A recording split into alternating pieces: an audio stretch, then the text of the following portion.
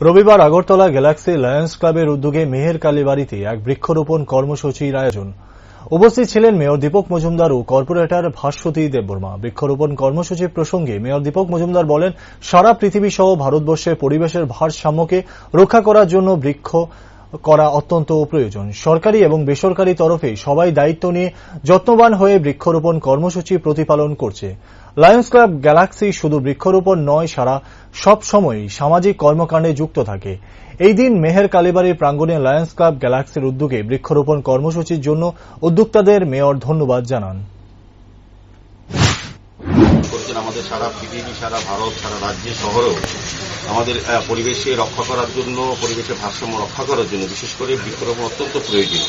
আমাদের সরকারি পর্যায়ে বিভিন্ন অনুষ্ঠান করা হয়, বেসরকারি পর্যায়ে বিভিন্ন ক্লাব, প্রতিষ্ঠান, রাজনৈতিক দল, ব্যক্তি সবাই কিন্তু পরিবেশ রক্ষা করার জন্য কিন্তু যত্নবান এবং দায়িত্ব নিয়ে কাজ করছেন।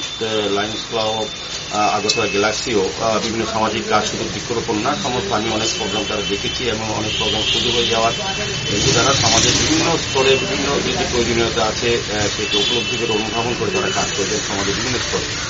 মেহের কালীবাড়িতে আজকে তারা বৃক্ষরোপণ করবেন। আমি মেহেরবাবু যারা মেহের কালীবাড়ির সঙ্গে যুক্ত আছেন তাদেরকে ধন্যবাদ জানাই।